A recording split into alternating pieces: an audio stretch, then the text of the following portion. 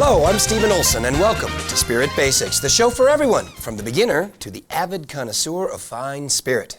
And I'm Jennifer Allan. Today is our final look at brandy, in particular, Armagnac. Well, let's just reestablish what brandy is. It is a brewed, fermented, distilled product using either grapes or any other kind of fruit for that matter. And in the case of both Cognac and Armagnac, it is grapes. And like Cognac, Armagnac must be grown, fermented, and distilled in the region of Armagnac in France. Now, is Armagnac as old of a spirit as Cognac?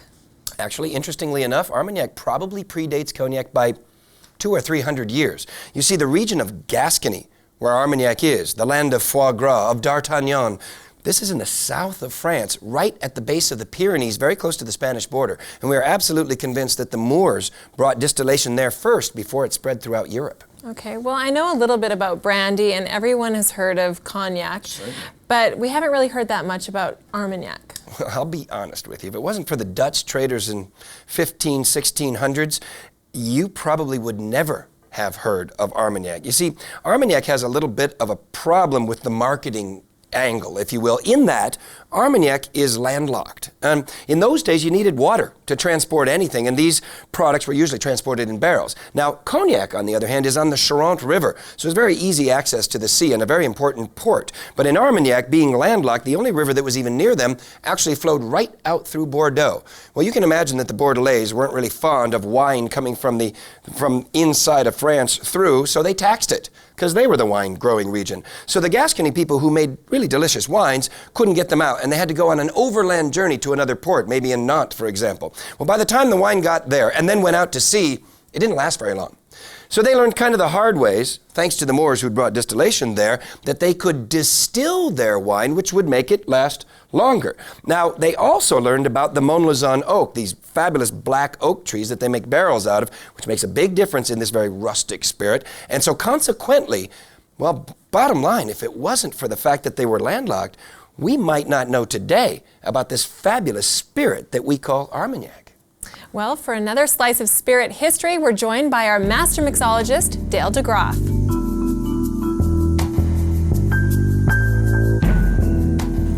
Armagnac, the rustic country cousin of Cognac, is still a somewhat untold story in Canada and in the lower 48 as well. It's probably, of all the great brandies of the world, one of the least known of the brandies here, much to the dismay of the Armagnac producers in Gascony, who have been trying over the last several years to promote Armagnac as an after-dinner brandy here in this side of the Atlantic. I carried a full range of Armagnacs when I was the head bartender and beverage manager at the famous Rainbow Room Supper Club, high atop Rockefeller Center, that great 30s nightclub where I spent 12 years of my career in a splendid atmosphere of dining, dancing, cabaret, and all the wonderful things that happened up there in those years. We had a full range of Armagnacs, but we were a very high-end house, and we offered all the cognacs, Armagnacs, eau de vie, sauternes, things that people would enjoy after dinner, post-prandial beverages. But Armagnac was never a big, important part of the cocktail world, so you didn't find it in cocktail lounges around the United States or probably here in Canada. It just wasn't on the horizon very much. Armagnac suffered from the terrible phylloxera blight, as did Cognac as well, and it was that phylloxera blight that led to, in 1908, between the years 1908 and 1912, led the French government to begin to define the areas of origin for a lot of the very special wines and brandies of France, because during phylloxera, there were a lot of counterfeiting going on, not only in France, but around the world, using the names Cognac and Armagnac illegally, or not illegally, but wrongly, with brandies that were in fact not from the area. And during those years between 1908 and 1912, the government defined certain areas as sources of specific products, wines, cheeses, brandies, cognacs, Armagnacs, even things as the grape varieties themselves. So Armagnac is a yet untold story, but I think we'll be hearing more from this great brandy. Up next, we'll tell you how Armagnac is made, and we'll discuss the differences between Armagnac and Cognac. And we'll have a special report from our Spirit Insiders, Morgen and Scott, when Spirit Basics returns.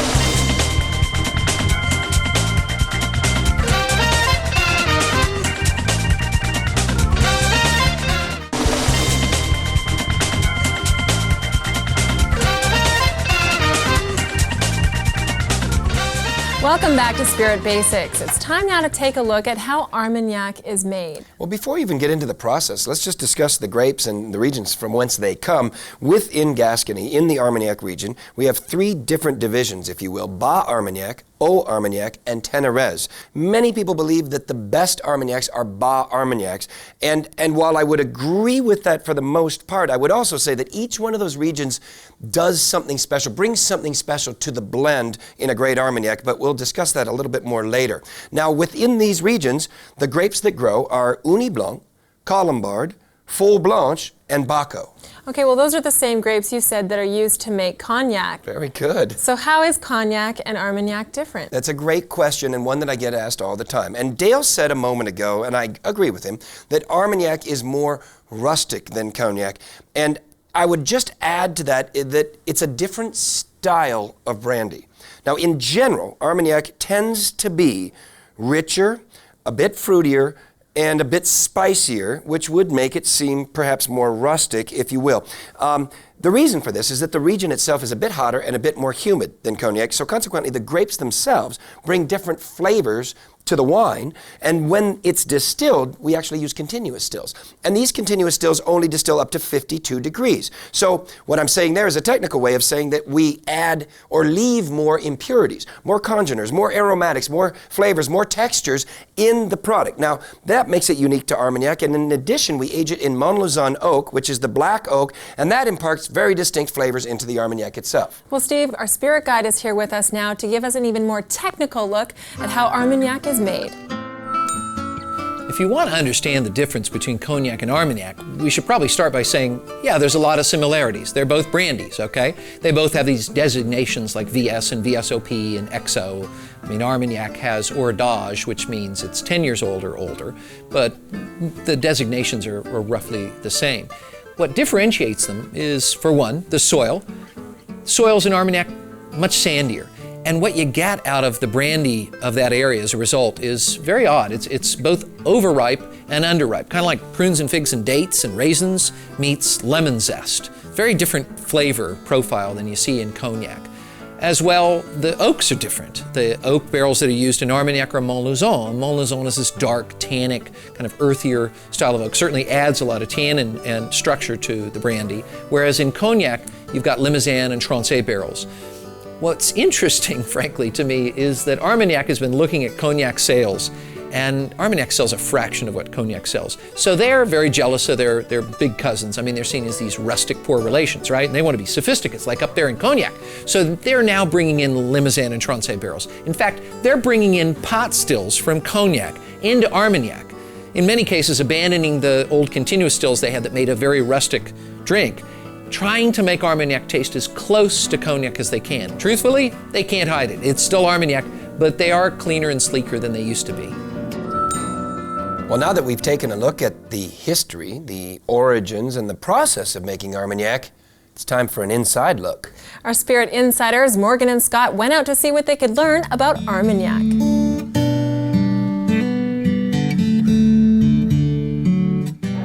Thanks, Steve and Jennifer. I'm down here at WineFest for part 3 of our look into brandy, specifically Armagnac.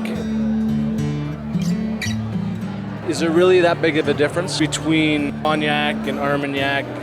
For some connoisseur there is. Armagnac is just a different region. It's across the river. It's the same Uni Blanc grape that's harvested. And Armagnac sales in regards to Cognac is maybe 1/20th. Do you find that there's any major difference in flavors between a Cognac and an Armagnac?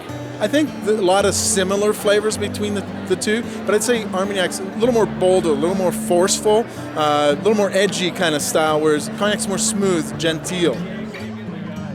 Marlene, what do you think of Armagnacs as a drink in itself? Is it something that's a little too rough, do you think, or is it just something that, you know, the guys that have been drinking Cognac for a long time should start just drinking Armagnac? It's the next step. Well, I think Armagnac versus Cognac is very much similar to Scotch. You have your Islay whiskies, your big robust whiskey, and then you have your Highland or lowland whiskies. The basic difference is Armagnacs are distilled once, whereas cognacs are distilled twice. So you have, as you say, an Armagnac is a little bit more robust. It has a lot more flavor. How does someone get into Armagnac? Is it something that you're going to have to start off drinking the brandies and the cognacs before you get into Armagnacs? Or do you think someone can just jump right into it and enjoy them? I think, the brandies and cognacs and Armagnacs all together can very much be an acquired taste. You said it best when you said rustic character to it. That gives me a nice length. So I don't think you're going to necessarily jump into Armagnacs, but you start off with what you like, and you build your palate. Just like you build your arm muscles or your leg muscles, you're building the strength of your palate. And it's a nice goal to set. So you got to build it so it can handle all that flavor hitting your tongue. There's a lot of flavor and it can overwhelm you, but it's certainly worthwhile to try. Once again, if you enjoy flavorful foods, fun nights, exciting people, Armagnac is certainly the way to go. I would prefer the cognac over the Armagnac and the Armagnac over the brandy. There doesn't seem to be a lot known about Armagnac, but it's definitely a trend that's picking up, and more people are drinking it. So that's it for me from WineFest. Back to you, Steve and Jennifer. It's kind of cool that Armagnac is vintage dated. As a matter of fact, I oftentimes recommend to people, if you're a good friend or maybe even your boss is celebrating their birthday, you buy them a vintage dated Armagnac from their birth year. It makes a great gift. What a great idea. Up next, we continue our look into the world of Armagnac, how to drink it and how to use it in some of your favorite cocktails. That's when Spirit Basics returns.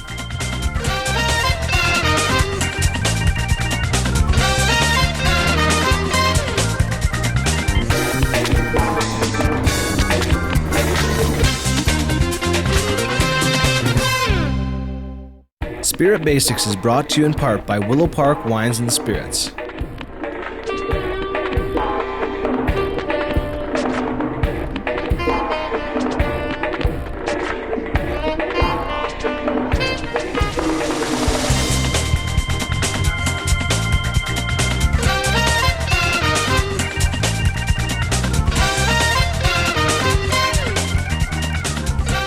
Welcome back to Spirit Basics, the show for everyone who wants to learn more about the world's greatest cocktails. But now it's time for us to take a look at how to enjoy Armagnac. Well, since Cognac and Armagnac taste differently, does that mean that we should be enjoying it differently? Only if you're trying to match either one of them with a cigar. And what I mean by that, first of all, they're great with cigars, both of them in different ways with different cigars. But as we've said before, there are no rules to enjoying your favorite spirit. You should drink it any way you want. But there are some very interesting traditions.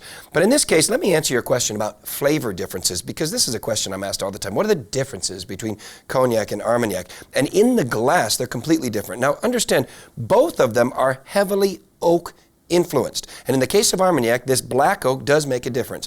Tends to make the spirit, and Dale mentioned his smokiness, smokier, toastier, a little bit spicier than Cognac.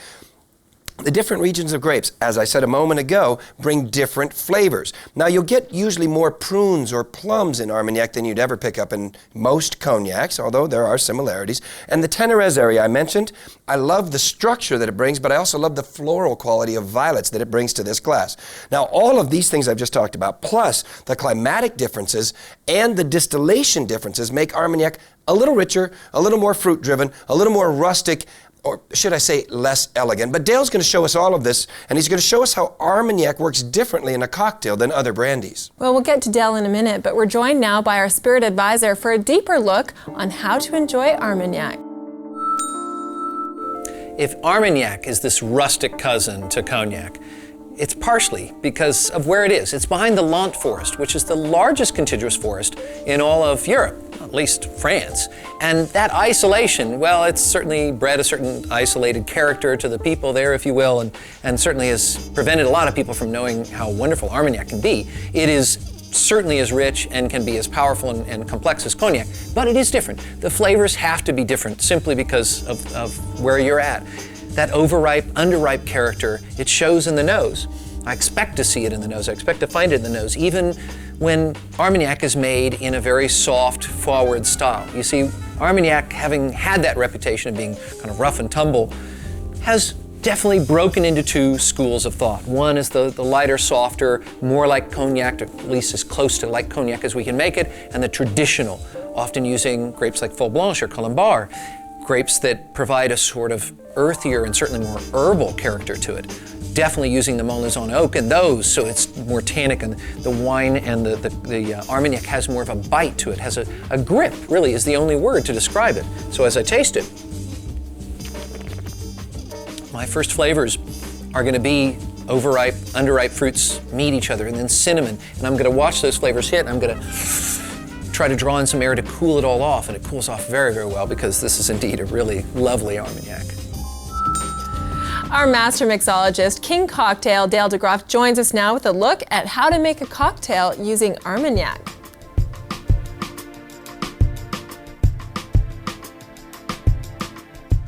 There's another great brandy from France, and it's called Armagnac. And we're going to make a drink with Armagnac called the D'Artagnan. Does that name sound familiar? It should, because he was one of the Three Musketeers, because they were from Gascony, and Gascony is where this fantastic brandy is from. Gascony is kind of the country folk of France. Things are a little rougher. The food is a little more country. The brandy is a little rougher, a little stronger, and that's what the Armagnac is all about. Whereas Cognac has a finesse and a sophistication, Armagnac is a little rougher customer. Not that it's not great brandy, it is great brandy. It was traditionally aged in a different kind of oak, black oak, which imparted a stronger flavor than the Limousin oak that was used to age Cognac. But I'm going to make a drink called the D'Artagnan, which takes a little bit of Armagnac. This is a champagne drink, so I don't want to bury the champagne. I want to use my flavorings subtly. So I'm using a little bit of Armagnac, I'm using a little bit, and by the way, this Armagnac and this wonderful orange liqueur, Grand Marnier, come from the same house, La Pastel. And they're going to be very happy together in this glass. Little orange liqueur here. Subtle again. I want a tad more sweetness, so I'm going to put a touch of sugar syrup. You could just use a quarter of a teaspoon of sugar and dissolve it in the juice. And I'm going to use a little bit of orange juice. You notice how little these ingredients are because this is not the star of the show. The star of the show is going to be champagne in this Cognac, in this Armagnac cocktail. So let's chill what we have here by giving it a little stir. Our champagne is chilling here. I'm using a good champagne house, Veuve Clicquot, Madame Clicquot. And I'm gonna start with the flavorings in the glass. Oh, isn't this cute? I took my my channel knife here, this beautiful little chef's tool that has a tiny blade, and I took the orange and just removed the peel in a long spiral to create this festive and wonderful garnish, which will bring, by the way, a lot of orange oil flavor to it. I just cut it and it should be fresh and wonderful. Ah, yeah. Now let's top with the champagne. Go easy, easy, because we don't want to... Yeah. Brunch drink, maybe? I think so. Does it look great? Here we go. Most to the top. Steve? Jennifer, I think you have your drink for next Sunday's brunch. Let's give it a shot. Yeah, real good. You know, I think it says a lot for Armagnac that some of the biggest fans of this spirit are bartenders, sommeliers, wine stewards, and chefs. And after the break, we head into the kitchen to whip up some tasty dishes using Armagnac. That's when Spirit Basics returns.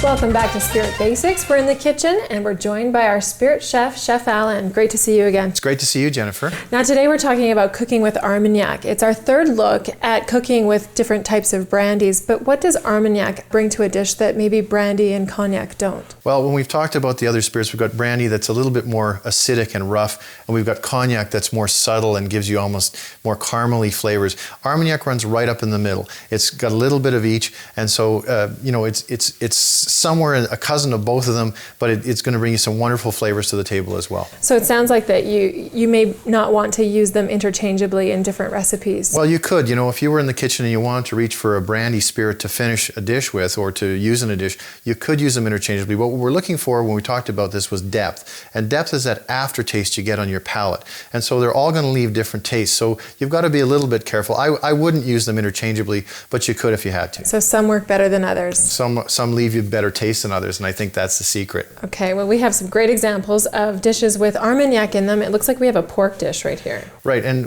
this is a beautiful pork dish. We've got some pork chop stuffed with some prunes, some apricots, and some thyme, and that mixture has been actually marinated in Armagnac. And you can smell how beautiful it brings out not only the herbs and the fruit taste, but you can actually smell the Armagnac. So we're getting a really nice taste that goes with that palate of pork. Pork's a bit more neutral, and this compote or jam we've almost made with this is perfect. It's a beautiful looking dish. It almost looks like, you know, a little hamburger or a sandwich there. It just screams for you to pick it up and take a bite. Okay, now we have a cream-based soup here. Can you tell me why cream-based, you know, soups work well with brandy, cognac, and Armagnac? Right. When we were doing this series, we had the first thing, we had some brandy with some cheese. So we had a stronger taste. We wanted a stronger taste with it. And with the cognac, we had a crab soup. And here we have a mushroom soup with some really strong flavors, some porcini mushrooms, some chanterelles, and some field mushrooms. But when you're using cream, you've got that butter fat, so you got some richness. So people are ready, you know, their mouths are watering. But when you add the Armagnac to it, that butter fat actually is a really good conduit for carrying the flavors. It really holds them well, which is, you know, why we put cream in some sauces. And so it's just, this is a common theme, and it's a good one. Butterfat rules. Well, I can't wait to try both of these dishes. If you'd like to try these dishes at home, all you have to do is log on to our website for the recipes. Over to you now, Stephen. Thanks, Jennifer. You know, there's a wonderful ancient history of gastronomy in Gascony, where both foie gras and Armagnac come from. But that's it for this edition of Spirit Basics. Join us on our next episode when we begin to look at liqueurs.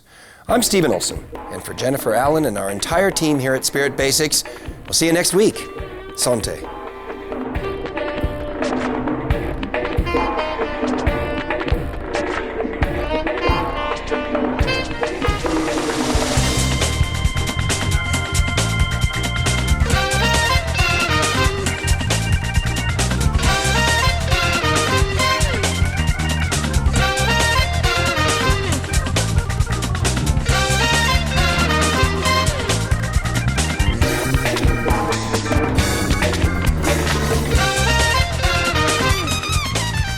Special thanks to Willow Park Wine and Spirits, whose dedication to providing knowledge, awareness, and service to their customers has made this show possible.